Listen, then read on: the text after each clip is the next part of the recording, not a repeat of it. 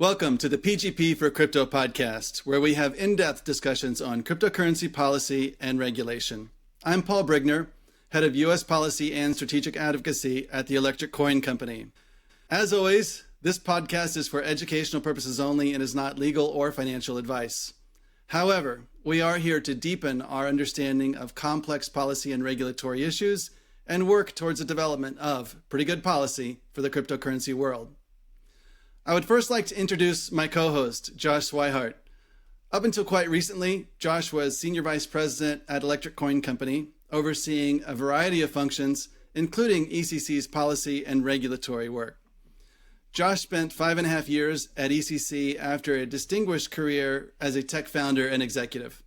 I'm thrilled to have Josh participate in this extremely special episode of the PGP podcast because we are privileged to have two special guests that need no introduction.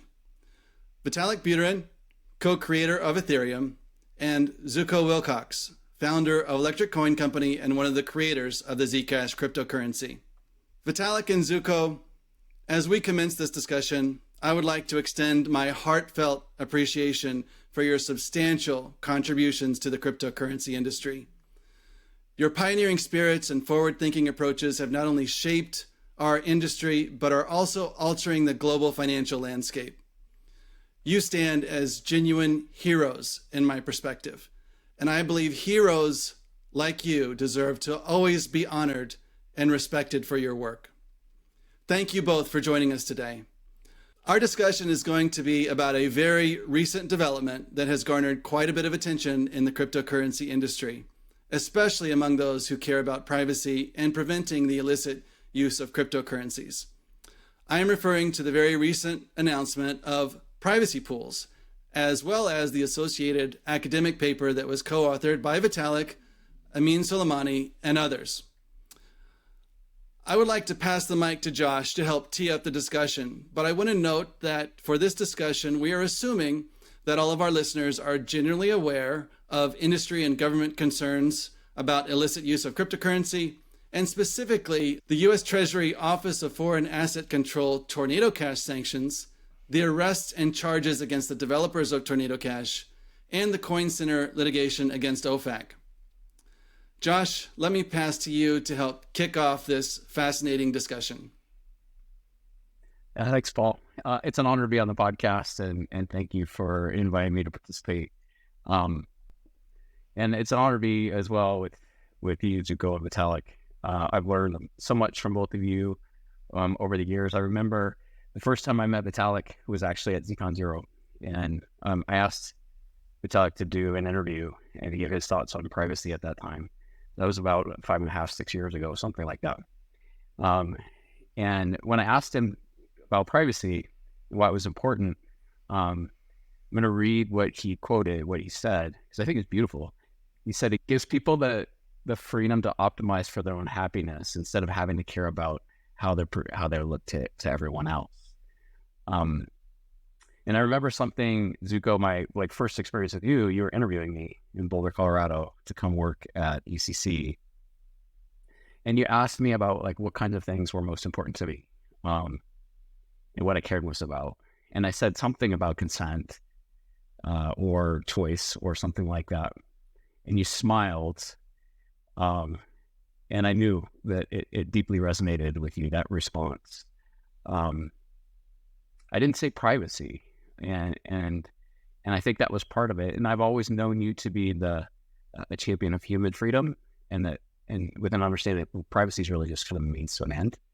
And so when we jump into this topic of privacy pools, I think the kind of the default nature or our thoughts go to privacy in particular, and that's a really important topic. But I think the broader, maybe more consequential topic related to that is related to human freedom. And I really think that's what the intent was and is with privacy pools, and it is with Zcash. And so we want to explore that theme. And the technology, we want to explore how we're, how the design decisions and the technology we build, how that empowers us to maximize human maximize human freedom within a well-functioning society. So with that, let's jump in the conversation.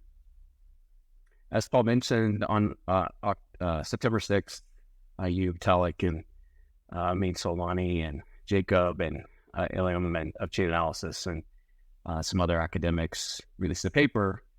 And the paper was called Blockchain Privacy and Regulatory Compliance Towards a Practical Equilibrium.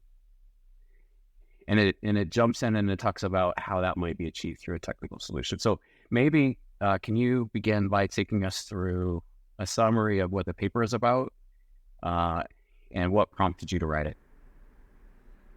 Sure. So the basic idea in the Privacy Pools paper is that it is a way that allows users, when they send a privacy-preserving transaction, and I'm being deliberately generic about whether we're talking about like a mixer that exists in an otherwise transparent system or in a system where that's the only kind of transaction that you can do, to specify in a set of possible inputs that their transaction could have come from without revealing any more information, right? So like the natural motivated use case here is if, let's say, for example, there is a big DeFi hack, and there's someone hacked $50 million out of a DeFi project, and in the old days before Tornado Cash got sanctioned, like these the proceeds from these hacks would frequently basically go straight into Tornado Cash, and they'd end up being a pretty large share of all of the users of the protocol. But with privacy pools, all of the users of the protocol who are not hackers could basically say, well, I'm actually from one of the subset of depositors that is not one of the publicly known hackers.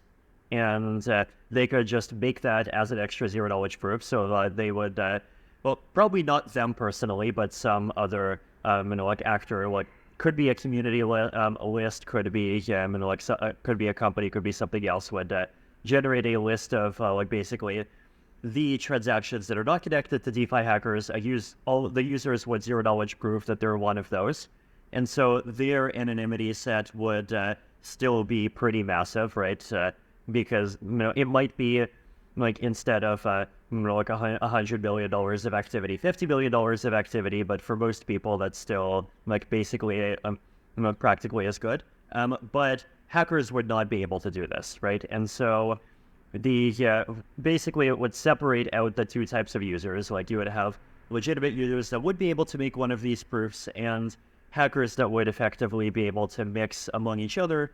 And so users that are not hackers, when they go deposit to exchanges, for example, or potentially use their funds in other kinds of large value transactions or do whatever else, they would not be treated suspiciously, because there would be this pretty unambiguous evidence that wherever the hackers are going with this money that they're dumping into Tornado Cash, that particular user is not one of them.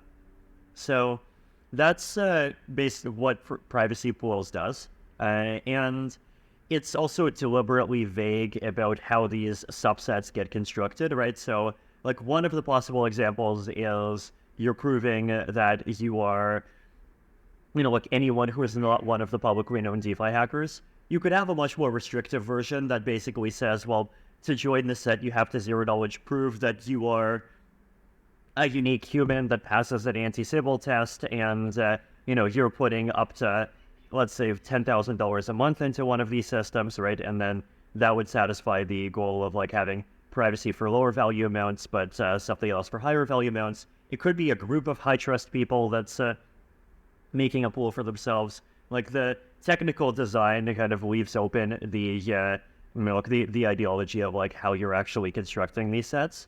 But the goal is to basically open up this design space that's like less than sort of a maximum privacy of putting everyone into literally the same pool and revealing absolutely nothing about the provenance of funds, but still providing meaningful privacy, not having centralized backdoors, right? Like this isn't one of those things where there's like in FBI that can see your transactions, or even like some backdoor chip on your phone that does AI analysis and reports you if being evil, if it thinks you're being evil or any of that, right? This is no backdoors, no like secret decryption keys. This is basically just you proving some, but still very far from total information about where your funds came from. And the motivating use case, as I think I mentioned, is basically to create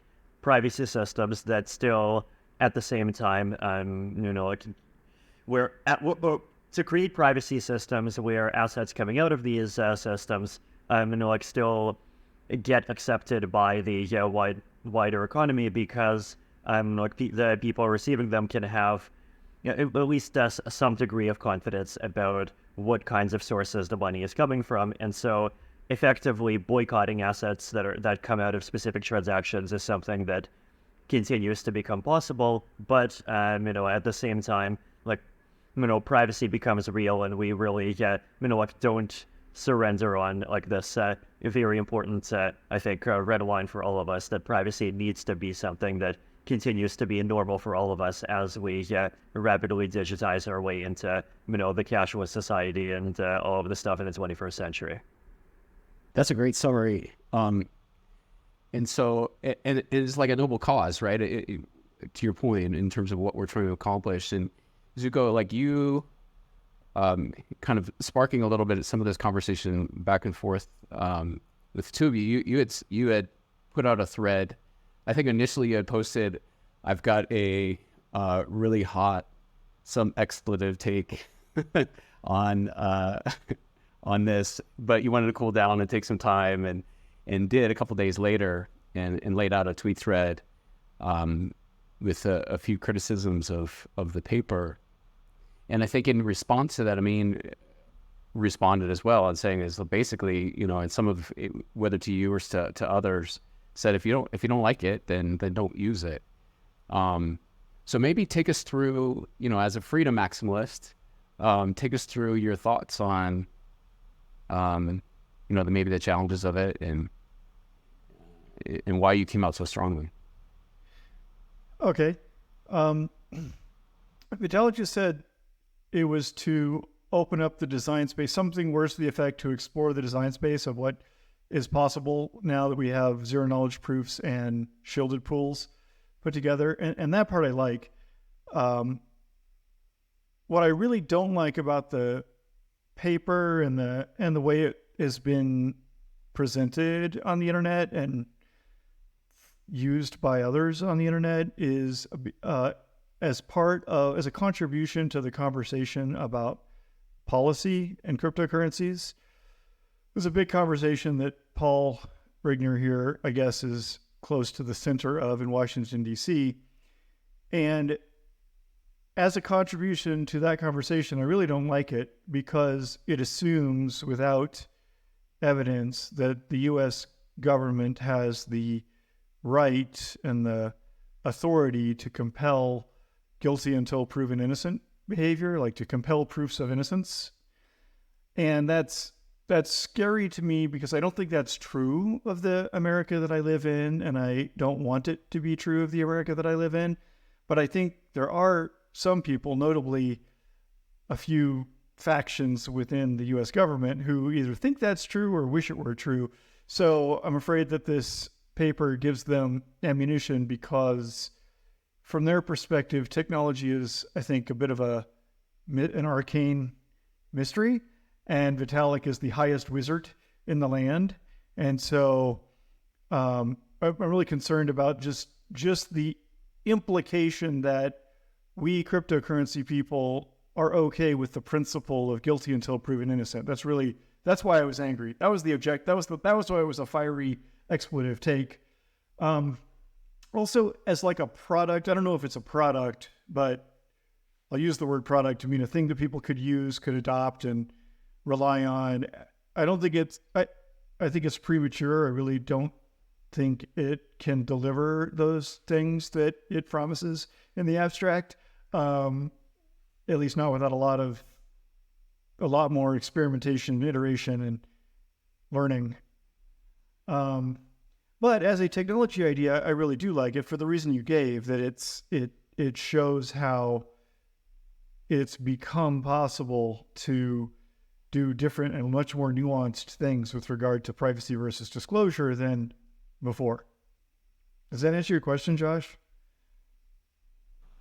Yeah, it answers the question. Like, Vital, curious what you think. Yeah, I mean, I think it's the guilty until proven innocent thing, I think, is a fair criticism. And I think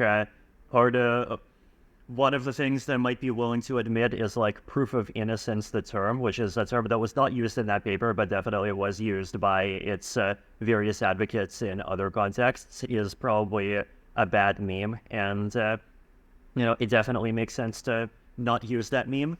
But even stepping aside from it, that I think, to me, the other big thing to keep in mind here is that there are multiple kinds of actors that privacy systems are trying to get accepted by in different ways, right? And I think, it is a bit of a misconception that, either a privacy system works or it gets OFAC'd, and those are basically the two outcomes, right? And because there are a lot of intermediate outcomes. It works or it gets OFAC'd? Right. What do you mean? Right. So the misconception is that there's basically two possible states. A privacy system works or a privacy system gets OFAC'd. What does it mean works? Works in the sense that it's just practically usable by people. So this... I don't understand the or in the meme.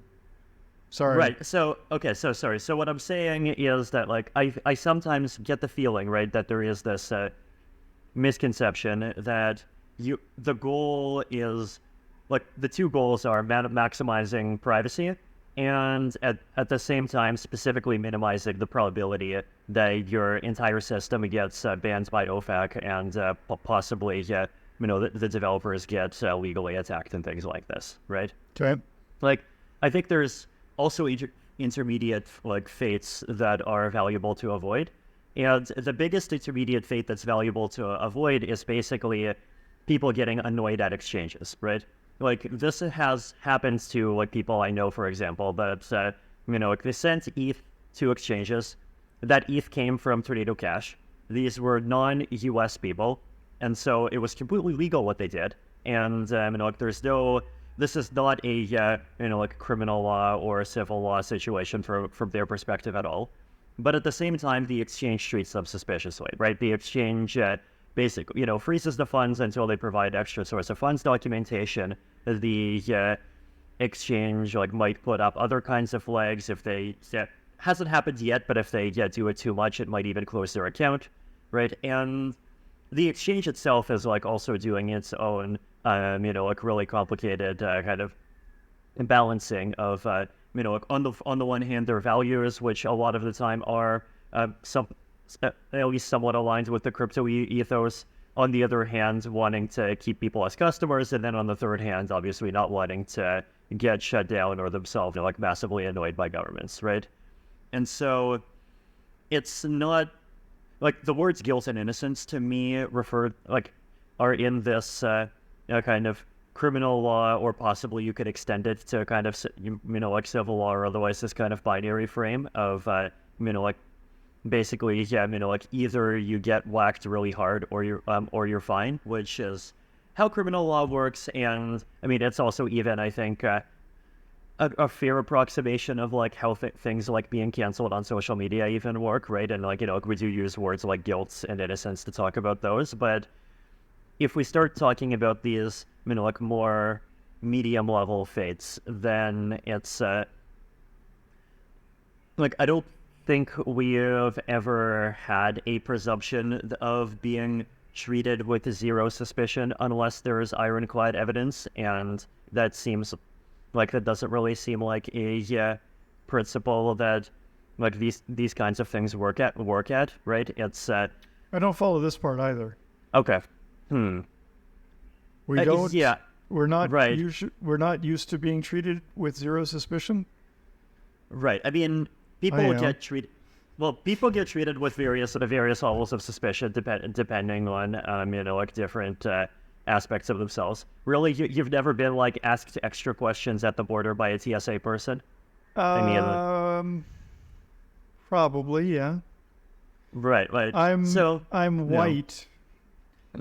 This is true, So- but like I know what you mean, right? And like I'm white too, but sometimes I get annoyed by for like 20 minutes by the U.S. Customs and like 80 minutes in Israel, and I know people can get worse fates, right? But like these things, there's different stories that you can kind of tell about this, right? Like one story that you can tell is basically this is maximum unfair, and like people should be treated, like completely equally unless there's like very hard evidence. And then another story that you can tell is that like, well, actually you can increase how fairly people are treated and by decreasing people's motivation to treat people differently based on bad information by providing good information, right? Fine.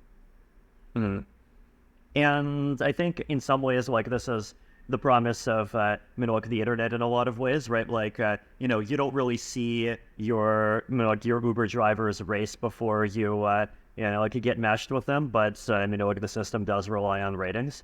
And to me, this is a gain for fairness. It's a gain for people's freedom and a gain for economic efficiency. And so I think ratings? exactly. I agree. I think those are good for those reasons. But they're Right, not exactly. mandated by government. Indeed, they're not mandated by government, right? And I think the challenging thing about this crypto like policy space is that the line between what is government and the line between what is private actors is like basically completely blurred, right? Because the way that all of these regulatory trends are going is that like the government wants to ban things, but on the other hand, the government is lazy, and the problem is that the government has figured out this amazing trick for being lazy and banning things at the same time, which is spending like 5 hours writing a law that says private actors are forced to, like be the ones to satisfy some threshold of responsibility, but and then if they don't do that, they get whacked, right? And so the responsibility basically gets externalized on them. So it's so like within like philosophically you can always try to disentangle, but like within a live system, obviously, like even for example, like when Twitter kicked off, like Donald Trump back in the those old days, like what percent of that was Twitter people's opinions on what is morally right, and what percent of that was Twitter people's opinions on minimizing their risk of being somehow whacked by the Democratic Party once they could get into office 11 days later. And like, that's not really possible to disentangle, right? So, Well, I don't know. I mean, that's... Well, so I wonder with that point, does this have the potential to make that problem worse, or to bring that? Because then you're choosing who to associate with. But there's an arbiter, somebody that makes a decision that these are the good people and these are the bad people. If you associate with these people, then your coins are tainted. right. But if you associate with these others, and there's different. So who gets to decide in this model what's good and what's bad, and who we should associate with and who we shouldn't associate with? Right. I think this is fair. And I think the key thing with privacy, right, is that like, the most important thing is not having an anonymity set of like 10,000 versus 5,000. The important thing is having an anonymity set of like X thousand versus 1, right? And one of the advantages of privacy pools, especially as compared to other alternatives, like for example, just like system-wide whitelisting, right, is that it does have this level of robustness to disagreement in like who should be associated with and who shouldn't, right? Like, if there is something that is just controversial to associate with, then, like, people from, like, one of the American colored tribes might, like, decide to totally boycott it, but people from the other American colored tribe would, decide that it's totally cool, and, even if they have some problems, they might associate it with it just as an act of civil disobedience, right? So, it's, like, if 2/3 of the ecosystem does not like you, you still have an anonymity set of size 1/3, right? Whereas in a yes system where you kind of do more of a yes or no thing at the gate, then there is a yes or no function, and there's some people that get in to get the full treatment, but then there's other people that get in and basically just end up having no anonymity and no privacy whatsoever. So I guess I don't see a nirvana here, right? Like I don't think that some kind of a completely perfect outcome is achievable, but I think this kind of more flexible design is it does a better job of helping more people avoid outcomes that are bad. How did you guys think about kind of the downstream effects? Because I'm sure you kind of gained that out in terms of, let's say you're participating in a pool, people that you're comfortable with, you're in that 1/3 or 2/3, and you go to Zooko and you don't really care in that transaction what Zooko's affiliation is, but you want to buy a bike from Zooko, and so you give them some cryptocurrency in exchange for a bike, and suddenly Zooko has an association with those, where the funds are originated. Is there concern about, or how do you think about that risk? So one important thing, right, is that I think it's important to think about this. Association is not like a user level; it's coin level, right? So if let's say Zooko gets coins from me, and the U.S. government decides that I'm persona non grata, and let's say I get his bike, he gets 70 of my coins. I mean, first of all, Zooko always has the freedom to do anything that he wants with a kind of N-70 of his coins, all of the coins that he would get otherwise. And those coins would still have no connection in the graph to anything that I gave him, right?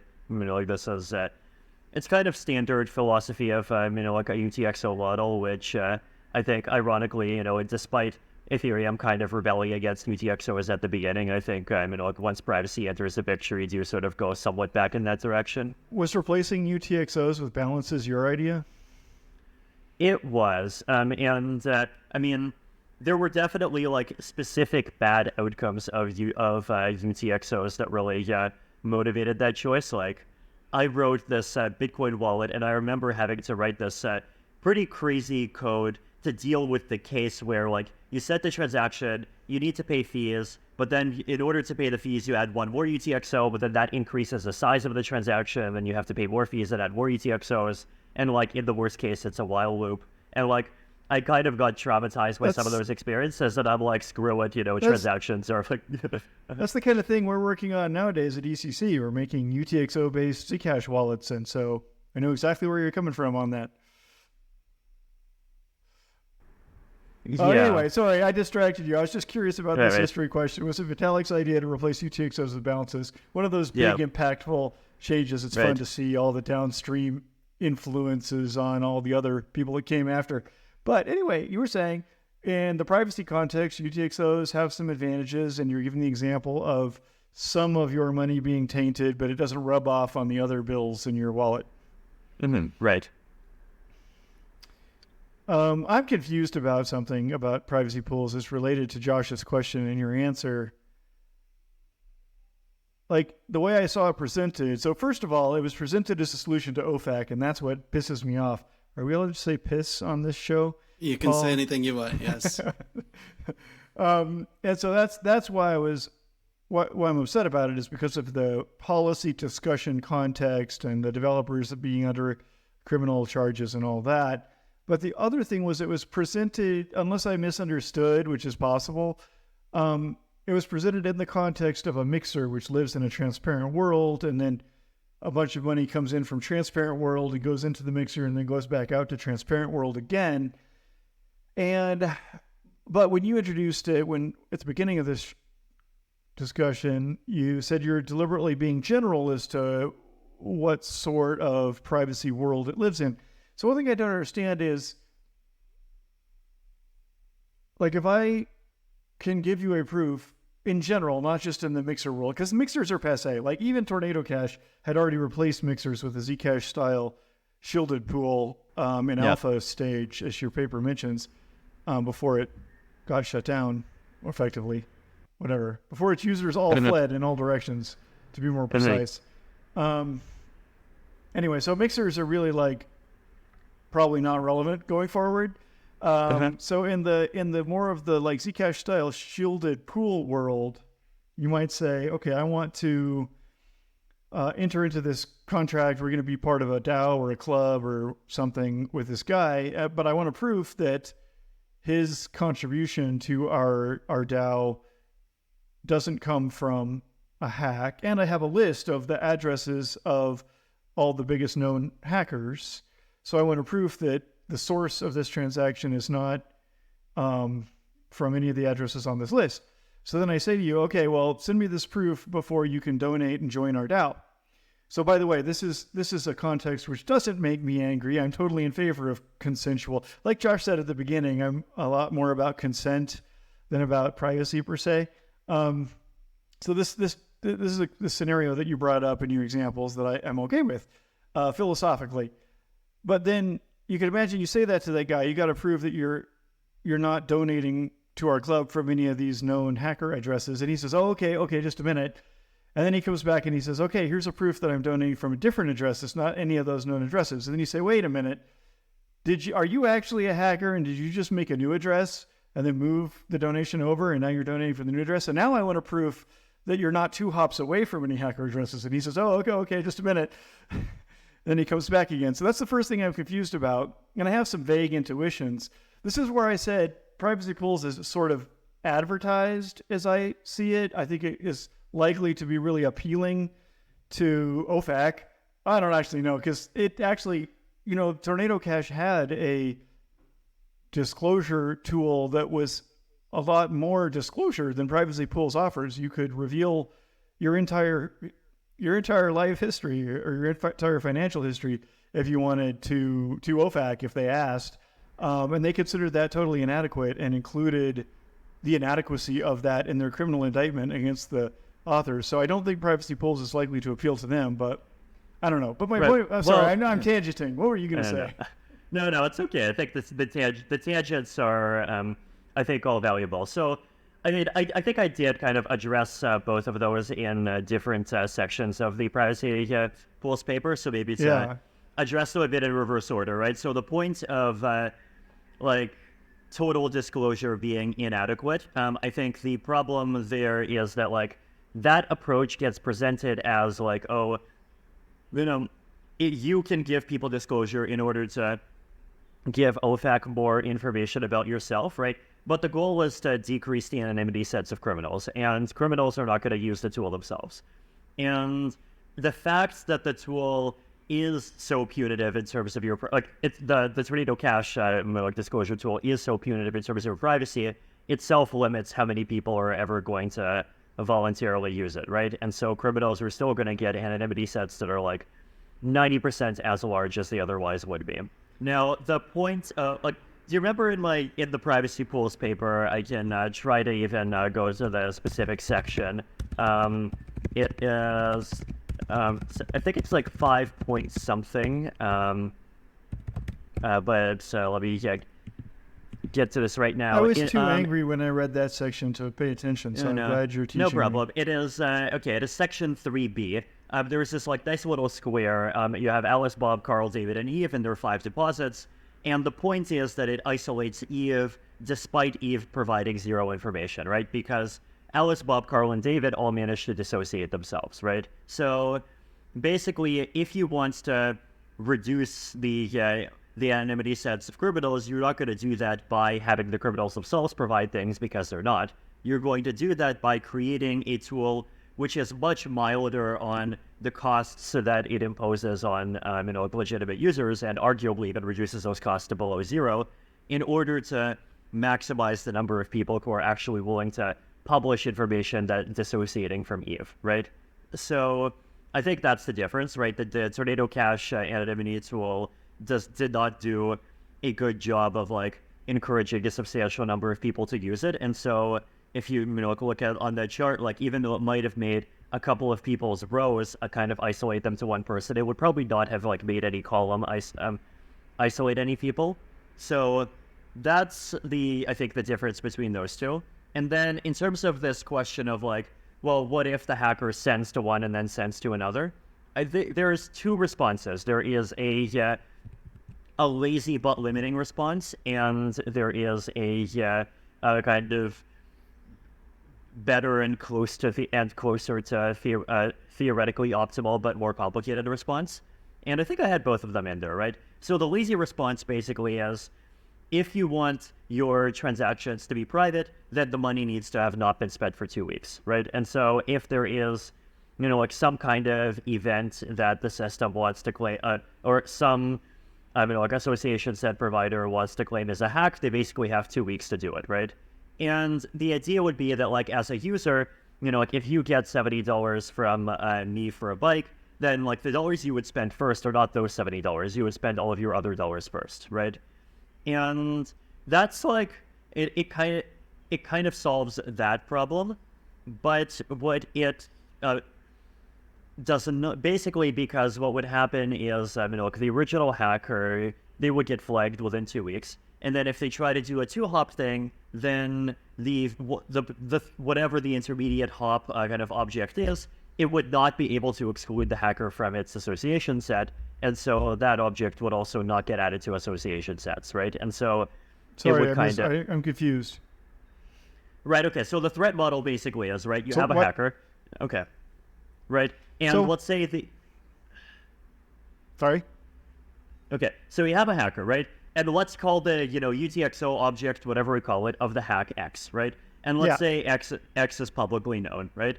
Okay. Then the hacker doesn't 2-hop, right? So they send to Y and then they send to Z. Y is also controlled by the hacker, Z is controlled by the DAO. So the goal of the hacker is to basically use Y as a way to kind of like wash off the X and create something that looks like it's not connected to X, right? So the easy solution, as I said, is to basically require a 2-week delay before anything gets added to an association set. But hold on. So if I'm considering letting you join my DAO, and it's been more than 2 weeks since the last major hack, then, okay, but then if it's been more than 2 weeks since the last major hack, then X would be part of okay, so there's two scenarios, right? Scenario one is the attacker waited more than 2 weeks before moving the coins from X to Y. okay? If that's true, then X would have been not added to association sets, and therefore Y would not be able to prove that Y is not X. And so, like, you would not be able to, even Y would not be able to prove a good history.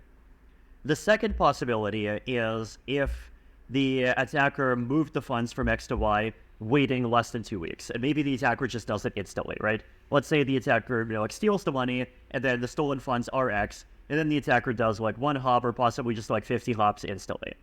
If they do that, then X would not be addable to association sets, and then neither would Y or Y prime or Y prime prime or any of the children from there, right? Okay. Can you explain to me what are association sets? Okay, association sets just are the term for like the set that you use to that you are proving that you're a part of. So you're instead of There's two modes: prove you're not on a blacklist and prove you're part of a association set. Right, but we know that like proving the like every set has a complement, right? And like every blacklist has a complement, which is a whitelist. So they're really mathematically they're both the same. So you're proposing,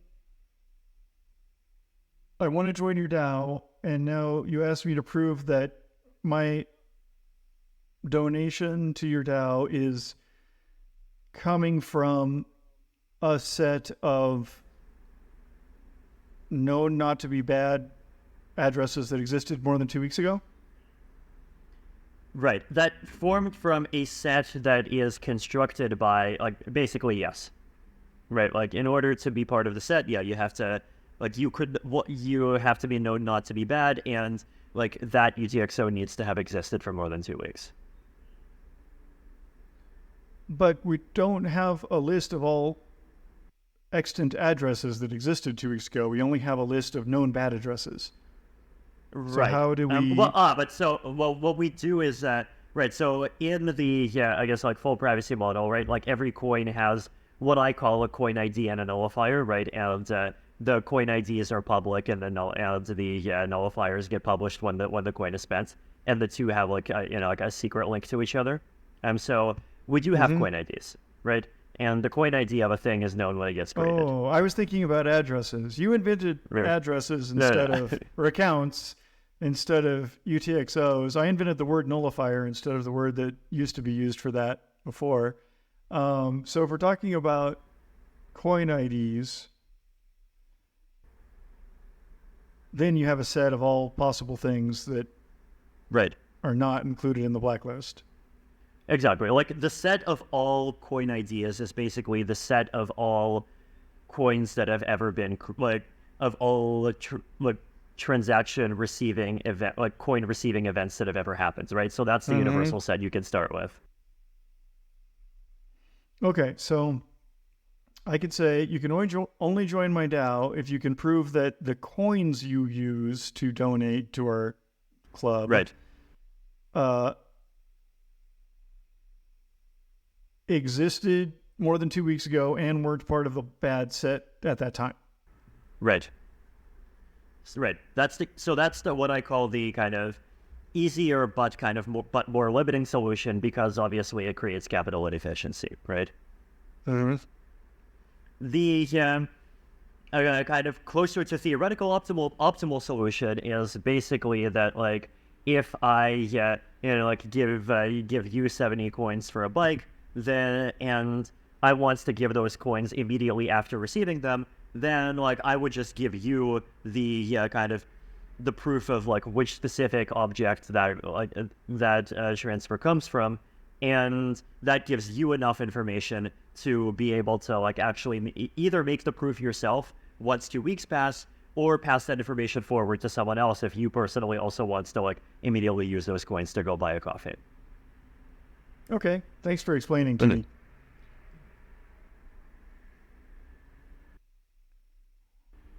How do we get onto that topic? Josh asked a question about something? Yeah, well, by the way, not to totally derail, but you leaned back, Zuko. I couldn't help notice your T-shirt. Let's see Yeah. No. This is. I mean, I think it's a lovely debate, and I think it's nice to just like remember that we all, love each other, ultimately love each other, and love the same cause. So. Yeah, I really agree with even though I have a very strong negative reaction because I perceive it as potentially misleading policy and government and regulatory and law enforcement people into thinking that technology can give them everything they want and nothing that they don't want, which I don't think is actually true, even though, like I said, I like the pushing forward the boundaries of possibility here by combining zero-knowledge proofs with shielded pools, especially UTXO style shielded pools are my favorite. Right. But so I'm afraid it may mislead them, but I'm no policy expert. I just have a very strong emotional reaction to the threat to my beloved America turning into a guilty until proven innocent society. But I really agree with the desire that of freedom of association. Like I pretty assiduously practice dissociating with anybody who's shady or who's credibly done bad things. I pretty much lock them out of my perception, and they never exist to me after that. So I like that part. I'm interested in finding out what happens with the application of the idea of zero knowledge proofs in a private world. I totally hate the pitch that it's a solution to your technology getting OFAC'd. It's not a solution in my view, and it's unnecessary because good technologies without such compromises don't get OFAC'd, and because OFAC doesn't have the authority in the United States to ban United States people from using protocols based on whether foreign enemies also use those protocols. So I think it's a wrong response to that issue in my view. But that's back to the policy side. I find your ideas about the technology side very interesting. Actually, Zuko, I want just staying on the policy side. I had an interesting question I wanted to ask you. Right, so there were some Twitter threads involving yourself and Amin where kind of got into some of these arguments, and I think one of the arguments that gets raised is basically that like what's going on here is basically that like regulators are increasingly kind of what they're doing is they're basically judging systems as a whole, right? If they can't poke into a system, they judge the system as a whole, and if the system as a whole does enough things that they don't like or cause people to complain, then like they go and put the hammer on the system, right? And that obviously happened to Tornado Cash itself, and the question is like, why hasn't that happened to Zcash yet, right? Because from a technological perspective, it feels like these are just both systems that give people privacy. And realistically, Zcash is even better at avoiding leaking information than Tornado Cash ever was, right? And there's this question of like, well, I mean, obviously Zcash, I think, it hasn't fully escaped consequences, right? In the sense that like it hasn't been banned, but it does fight this heroic war of getting kind of on and off bans from exchanges in various countries, and as you often mention, often getting unbanned after that happens. And so I'm curious, like, what your story is for why Zcash itself has been, relatively speaking, treated so well so far.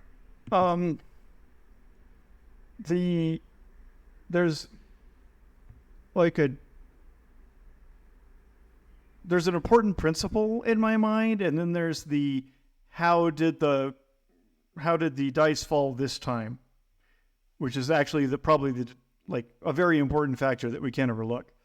The very important factor is that the government of North Korea never stole anybody's ZEC, as far as I know. Not very much anyway. They stole people's ETH, so they wanted to hide their ETH, and you can't do that with Zcash. Well, which a bunch of people are working to change. They're trying to add generic shielded assets on top of Zcash so that you can shield your ETH on top of Zcash, which could change that. But we ourselves have been talking about, we're trying to make ETH to Zcash bridges, right? Like eventually someone's going to make one. But there's what I believe is a really important principle, not only for cryptocurrency, but for America. Like, I really love America. I'm big on America. I'm very bullish on America. And it's the best country and the most powerful country and the richest country. I don't care what they say about China. That's all baloney propaganda. And the reason is because of the rule of law and limited government. And the Treasury Department simply doesn't have the option, however much they would like, to dictate which protocols Americans are allowed to use. That's it. Therefore, I think it's a grave mistake to say, okay, we'll change our protocols so that you will allow us to use the protocols now that we've changed them. I think that's a grave mistake because it makes them think they had that authority, which they didn't. Yeah.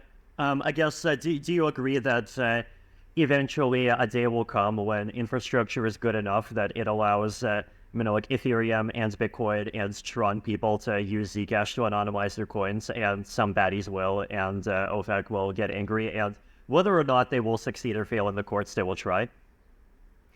That's a good question. I don't know about infrastructure. That's like privacy pools. The future improvements to Zcash are currently in the future, and so I really like to learn from past experience. So Bitcoin, Ethereum, Monero, Tornado Cash, and Zcash, those are probably the 5 most important experiments and it takes decades for people to ingest these things and start adapting to them. Like we can see, like the U.S. government is in the throes of attempting to adapt to the existence of Bitcoin and Ethereum. And it'll probably take another 5 years for them to complete that convulsion. What was my point? Oh, well, the day will come. Yeah, I mean, I don't know what will happen. It's already possible for bad actors to buy Zcash if they're willing to be exposed to the price of ZEC. And empirically, they don't, or they do and we haven't heard about it. or they didn't steal anyone's egg. I mean, this is how this started: is $1 billion worth of people's Tron and ETH and various other tokens got stolen, and the attackers didn't want to change out of the coins that they had already stolen. Anyway, I'm not trying to dodge your question. Your question was, could Zcash be used by bad people who I and the U.S. Treasury agree are terrible people that I would like to keep them as far away from us as possible? Yeah, they certainly could. Specifically, the specific technology of your question I don't know about, but in principle, for sure, something like that could happen. Oh, it already has. You might not know the history. Zcash was barely a baby. It was like 1 year old when this Russian anti-USA spy group used Zcash for what were they doing? They had stolen a bunch of hacking tools from the NSA, which is a huge black eye on the NSA, which at that time had the reputation as being like head and shoulders above all the other nations, military hacking groups. Yeah. These Russians had, presumably Russian military hacking group, I guess, had stolen a bunch of hacking tools from NSA, and then they set about trying to make the whole situation as embarrassing as possible to NSA and get as much attention as possible with a bunch of antics. And one of their antics was they said, we will send you a copy of the NSA's hacking tools if you pay us $10,000 worth of Zcash. Anyway, the point of this story is, yes, bad people who I dislike and wish to stay far away from have used Zcash in the past. No doubt others will in the future. I think there's an important, my job is making the Zcash wallet, which uses UTXOs and not getting stuck in that while loop, which I love. It's my favorite job ever. Paul here's job is to get the intelligentsia of Washington, D.C. to upgrade their level of knowledge. And it's from watching Paul work that I think there's some really valuable principles here which have degraded in the American political and policy conversation because of the war on drugs originally, and because Bitcoin and Ethereum were totally transparent, second of all, right? And so there's these people who've gotten used to, or they've learned enough to be dangerous, and they haven't learned the rest yet, or they've gotten addicted to that level of invasive and pervasive control. And so I'm really happy that Zcash and hopefully other things in the near future, because there's 20, new things coming out right now. I'm hoping that it serves as a good data point to learn from, which is an actual factual existing data point. And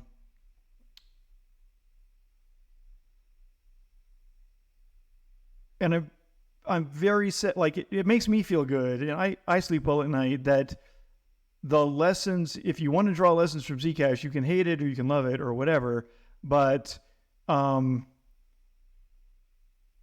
like you mentioned, it's supported on all the regulated exchanges, like Coinbase.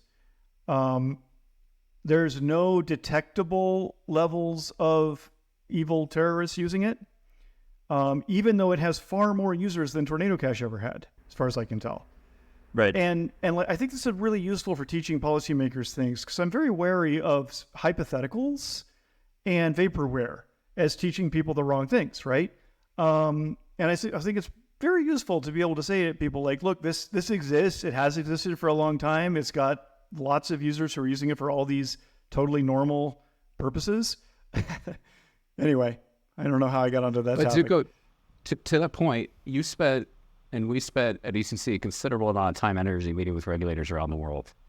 And we had these issues where after the CoinCheck hack in 2018, Zcash was effectively banned, de facto banned. In Japan, because it was an easy button. In Japan, yep. Yeah, so even though no Zcash was involved, no Zcash was stolen by the CoinCheck hackers, right, and no Zcash was used by the CoinCheck hackers in their subsequent operations. But nonetheless, the response was, let's ban Zcash so that we can be seen to do something. Yeah, and it wasn't something just Zcash, it was anything this that was... something. Yeah. Yeah, it was anything that was privacy protecting, right? Yeah. And I think they like in the case of Japan, for example, the regulators have gotten a lot more intelligent about this stuff over the years and a lot smarter. We spend a lot of time, and I know others have spent a lot of time providing that education. And the narratives have even kind of shifted a little bit. So it's not even just privacy is a concern, but privacy plus self-custody, or the ability to have self-custody. Because if I have self-custody and I could obfuscate kind of information, then I can evade capital controls and I may, be able to fund money into different places. So the dynamics have shifted. But I think, in those early years, and we got called in. We got called in there. We got called into the U.S. government in various departments and asked about how this stuff works, the kind of an understanding. And we were also, it's been hinted at that we take, we figure out other kinds of solutions that might be amenable to the government, where they would effectively have a backdoor to be able to access information. You're saying people accuse us of creating a backdoor for the government? No. The government has requested that be included. That's come up multiple times at various different departments. I would qualify that by saying a few specific, like 2 or however many specific actors within the government have dropped that hint, right? Yes, but in an official capacity. Yeah. Okay, a few specific departments within the government, yes, that's right, have officially dropped that hint.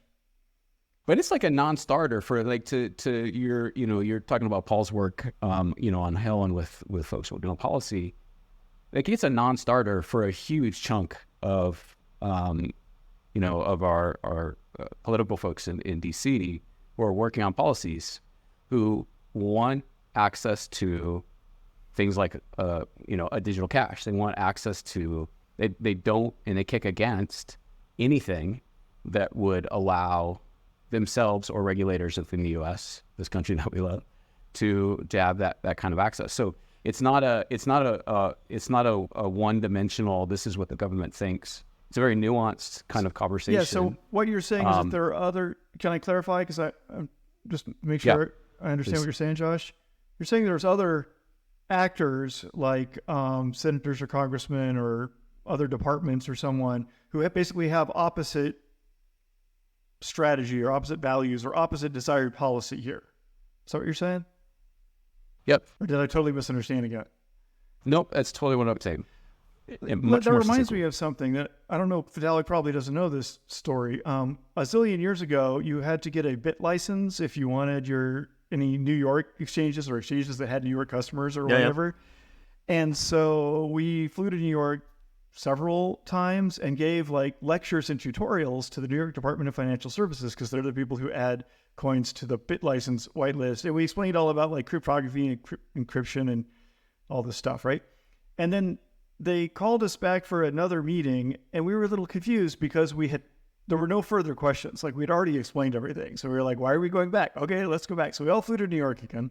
And this time they had like the whole department lined up on their side of the giant long table. And to open the meeting, the head of the department gestured to his colleagues and said, "We all agree that we don't want the pocketbooks of our friends and families being exposed to everyone on the internet." And I was like, oh, that's why they called us back, to say that they've decided that they too value consumer protection and the protection of society. And that's why they're approving Zcash to be one of their whitelisted coins. So the point of this story is I think there's a few mistakes it's easy to make, especially because of the intense, like the heartbreak and the high stakes for the Tornado Cash developers and for your and my friend Virgil and so forth.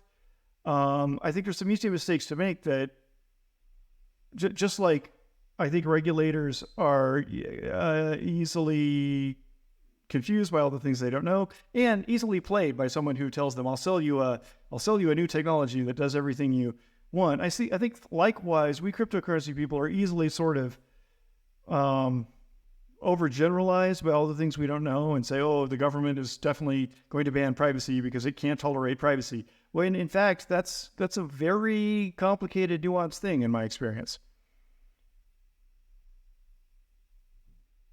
So I want to come back to the paper real quick and the response that you had to go. So your point number 2 was that in your thread was that this isn't going to work for normal users. It's actually not going to provide privacy. Do you want to talk a little bit about why you think that's the case? I have to admit, I was too angry to read the paper carefully. I swear I looked at every page, but apparently I missed 90% of the content based on what Vitalik has just taught me in this podcast. The thing I was thinking when I said that was in the context of the mixer design, which I think we all agree is kind of passé anyway. So the fact that it doesn't really work there doesn't really matter. Or maybe it does work there, but it doesn't work anywhere else or whatever.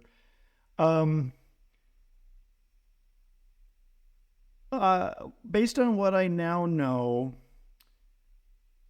I'm still processing what Vitalik taught me about how the coin ID set can serve as the universal set. Before, when I came into this conversation, I was thinking in terms of Ethereum addresses, where you can have, there are an infinite number of Ethereum addresses, and you can't know them all, and you can't know that a bunch of them just got created 1 second ago. It's interesting to me that this coin ID set can be known at a given time, which is ironic since that's what I work on all day long at ECC on our wallet. But how do I put this? I have a lot of uncertainty about the user experience and the downstream effects and the system-wide effects. I know that Vitalik's arguments, both here verbally and in the paper, argue that it's not too costly and in fact could even be beneficial for the participants. So that's a good argument. I guess another part that I also don't understand yet is what Josh brought up is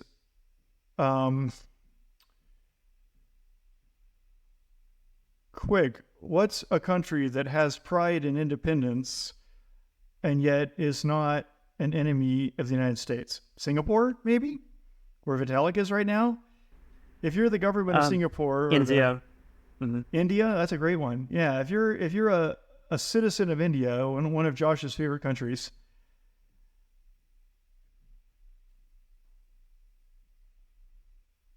are you, like, my guess is you consider it unpatriotic to subscribe to the FBI's blacklist, right? Don't you need to subscribe to your country's blacklist? So my question is, yeah, Josh's question was who makes the blacklist, but my related question is there, I don't know. Right. I mean, I think like one of the failure modes of something like privacy pools is obviously just network effects solidifying too much around like one single blacklist provider, which would like inevitably have its own biases. The hope, of course, is that the system can be robust to like different people having different blacklists, and yeah. So yeah. I have a great deal of UX and sort of emergent order questions about this. This is where I was saying, like, I think it's quite premature to pitch it to policymakers as a solution. I think it's a neat science idea that we could test out, and in about 5 years, we'll have started learning from it. Yeah. Yeah, I was going to say, related to that, Zooko, it's like the paper talks about like the exchanges using tools like chain analysis, right? So if you have a user that's KYC to a new exchange, so they know who that is, and they make transactions in and out of that exchange, they get flagged with certain risk profiles, right? Okay. So like based upon the transaction graph, and the kinds of behavior, the exchange may ask you for source of funds. They may want to get very specific. So, some of our favorite exchanges here in the U.S. ask for very, very detailed information about your financial history.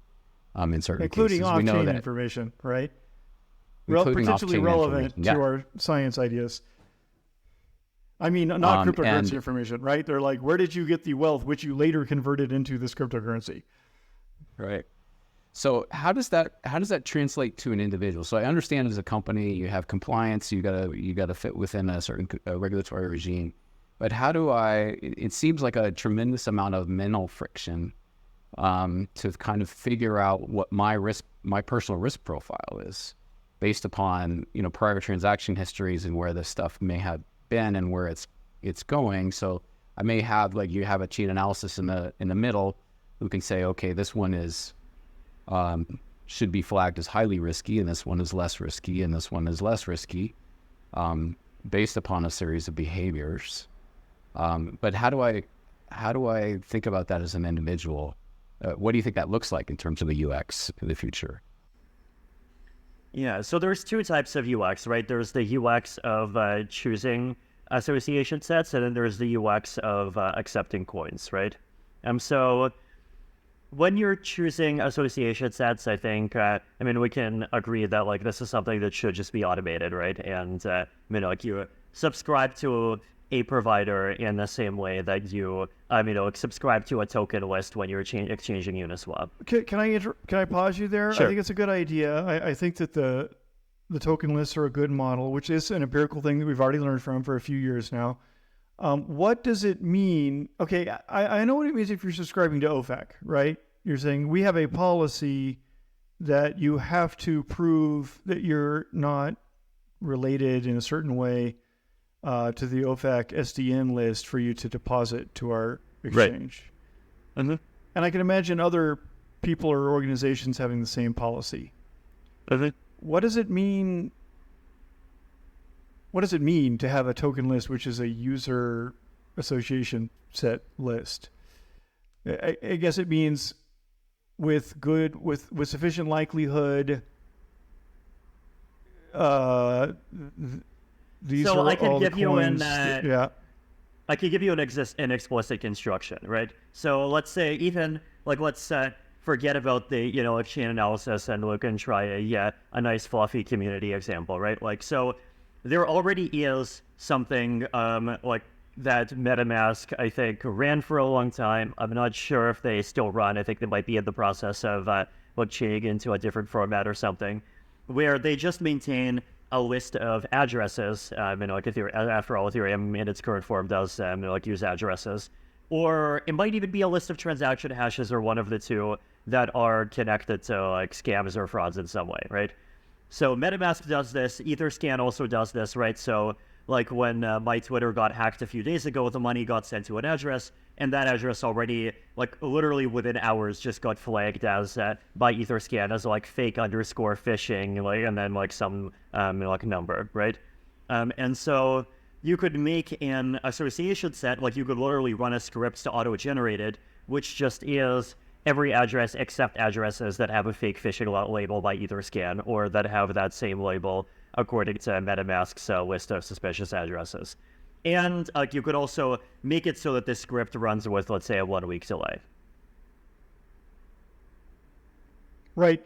By the way, MetaMask just launched Snaps finally, which means semi-trustless plugins into MetaMask, which can do lots of stuff without everything else in the wallet also being vulnerable to it, which is super awesome.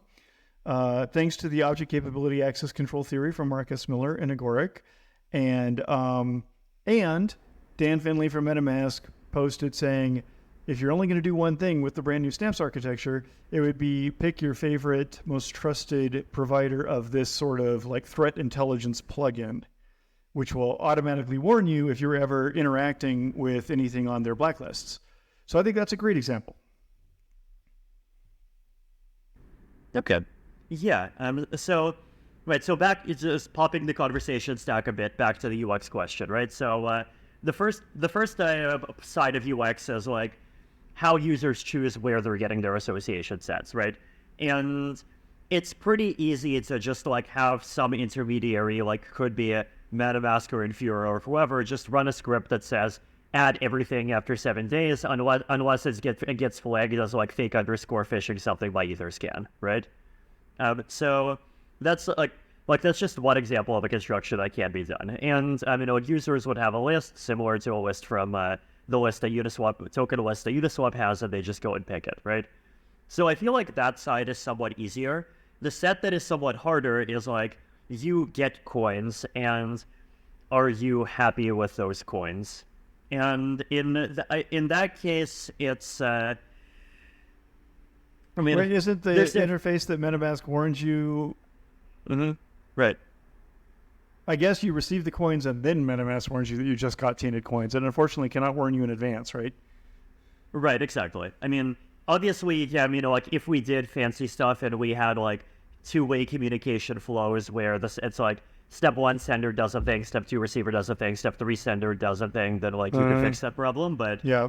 like right now, yeah, like by default it would be retroactive, and you know, like if it's retroactive, then I mean, I think it's easier for the user because then they know that like the coins that they got are tainted, and you know, like they could go to the person that they just got the coins from and like basically say, what the hell, man, you know, like if they want, and that's their choice. Or the other thing that they potentially could do is they could like basically kind of, you know, like just kind of bite the bullet, possibly deposit those coins into an exchange, and you know, like if the exchange doesn't actually bother them, then like, you know, they're basically fine again. Interesting. I think the realistic, like the outcome that I'm hoping for, right, is like basically for small value things people don't care, but for large value things people care. People end up asking for more things that require more effort, right? Like to me, this is the principle. This is, I mean, Julian Assange's favorite principle, right? Like privacy for the weak, transparency for the powerful, right? Like I think if you want to ask like, what is a form of privacy that would be, I mean, like really ideal for everyone, then like letting normal people do the things that they do with a few hundred or even a few, you know, like a few hundred thousands of dollars, and have that be basically untraceable. But at the same time, when like some crazy $100 billion event happens, like be able to apply a lot more scrutiny to that. Like that feels to me like it would be close to an ideal, right? And that feels to me like something that does happen already in some contexts, but in a lot of our other contexts, we don't really have the tools to do that well.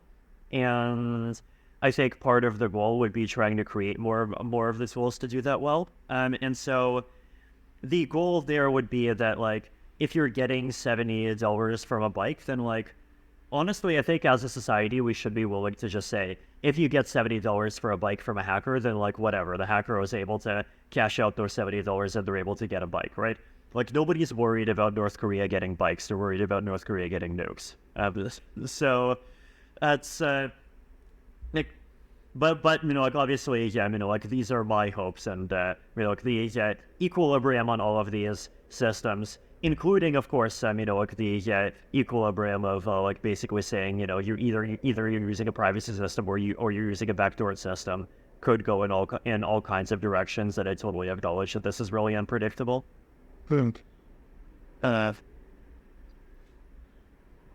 Okay, so while I've got you here, I'm still confused about something.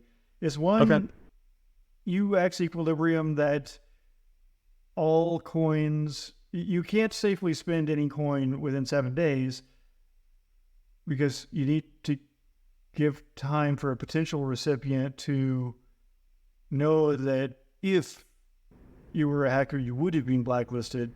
So now all coins have to sit still for 7 days in between every op? Right. This is one sort of kind of solution, but, like, remember, this is kind of the basic, this is like the technologically easy but limiting solution, right? But then the other one is that you prove transitive, you can generate a zero knowledge proof of the transitive history. Yeah. And you prove something like going back through all history, 7 days worth of history, I prove that the provenance of these coins that where they were 7 days ago was not part of the hack. Right. And then, like you said, the flip side of that is that, you have to, like, actually provide the provenance up to the 7 day boundary to the recipient. In order to enable them to generate that proof? Yes. Can we make a zero knowledge proof? No, we can make a zero knowledge proof. I can prove to you that it didn't come in the last 7 days. Okay, so that is... And then you can make a zero knowledge proof. That is possible if we agree on association sets, yes. Okay, thanks. Okay, guys. Wow. I know we have to wrap up soon. I know that Vitalik has a meeting he has to go to in just a few minutes. My goal coming into this conversation was to keep my mouth shut and just listen. So goal accomplished. And I am thrilled that you all had this conversation. I think the policy arena and everyone here in the policy world is just going to really benefit from this. But I am going to say that I think they're going to have to watch it probably about 3 or 4 times and read the paper 3 or 4 times because a lot of what was said here today is pretty tough to comprehend. And that leads me to say one thing, and that part of the reason that I personally am drawn to working in cryptocurrency is just to make things work the way they should.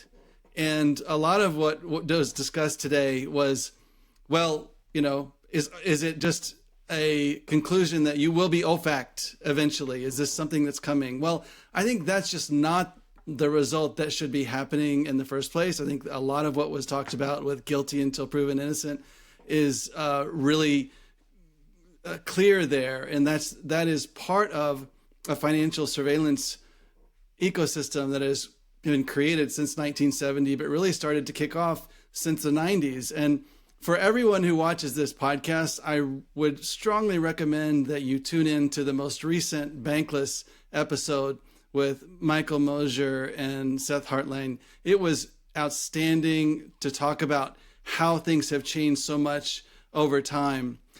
And I think it would help you maybe put some of this into context about what should be as compared to what is, and then ask the question, do we want to take what is a new ecosystem for our financial world, a new technology, and then make it fit into what's happening today? I personally don't. I can say that for sure.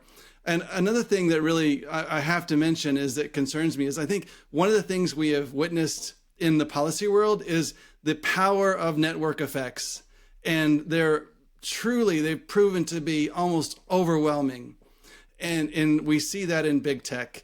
And I deeply fear that any kind of an association list or blacklist or whatever is going to be subject to that, as was mentioned, and that we would end up with basically a fractured world. We would end up with cryptocurrencies that are aligned with geopolitical boundaries, and then we don't really have a global cryptocurrency anymore.